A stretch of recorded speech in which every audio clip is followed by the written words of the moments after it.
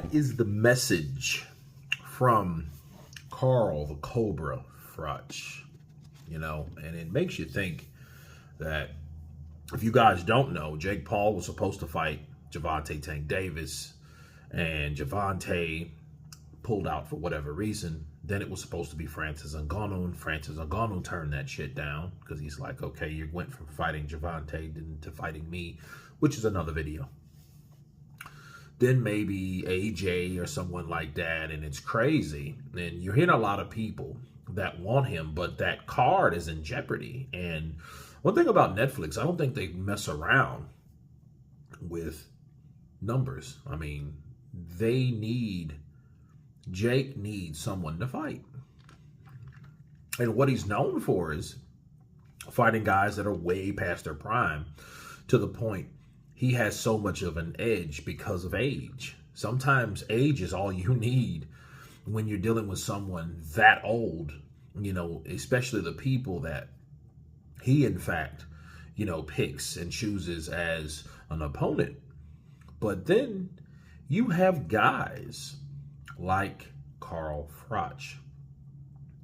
And Carl Froch, of course, he's well off. He has a successful podcast and commentation and all that stuff. I think he still works for Sky Sport. But, one thing about him, the Cobra is still someone that you don't want to mess with. I don't give a shit how young you think you have the advantage. But I just kind of find it strange. Why isn't Jake Paul wanting to fight that type of guy with those type of credentials?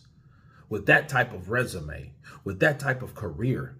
You don't want to fight that guy. And that's the problem with Jake Paul. See, Jake Paul, I like Jake. Honestly, I do. I think Jake Paul is an entertainer. He's a self-promoter. He's a successful promoter with other fighters. Like, of course, Serrano is one of his, main examples of how you promote people. But he loses the juice, okay, the main ingredient for him being someone legitimate, when he ignores someone like Carl Froch. Because Carl Froch is that step up from what he is accustomed to, despite the age of Carl Froch. I think Carl Froch is a couple years older than me, maybe. He's like 47, 48 years old. So it's like, okay, that's who you should fight. Because that guy that's 47 and 48 years old, right, is calling you out and promising you a one-round beat down and a one-and-done type situation scenario, and an ass whooping of dismemberment in your honor. And you say nothing. You say things like, oh, he just wants a payday. Well, everyone wants a payday. But why are you selectively fighting certain fights? And then ultimately it comes down to, okay, maybe you're just chicken shit and you don't want to look bad. You know what I mean? And I know that I enjoyed the Tommy Fury fight, but he never fought Tommy Fury again. You know what I mean? So he's only just showing his cap, as it were. But I do believe if he wants to do the Floyd, Money Mayweather type thing, and just fight people and get paid millions of dollars to fight nobody, I think you're pretty much going to get that type of respect, or should I say lack of, when you do that, because you're not Floyd. Floyd was a professional fighter since he was very, very, very young. So you coming into the game and you're mingling and sparring and training with these fighters, sure, you're picking up points and things like that and tips that's going to help you. But at the same time, the problem is guys like Carl Froch make you look like you're scared to fight legitimate competition. You know what I mean?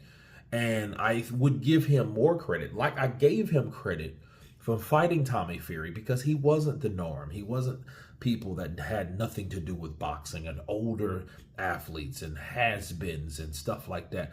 That's what he picked. And a lot of people booed that and really turned their nose up at it. And they should have, because of that fact. So I do think that Jake should, if he gets his ass whooped or not, take the challenge.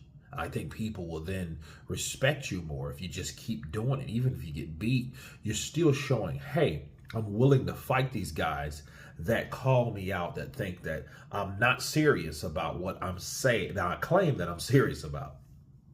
But you guys tell me what you think of Carl Froch. Once again, challenging Jake Paul. Of course, please subscribe. And you guys been Counterpunch. Peace.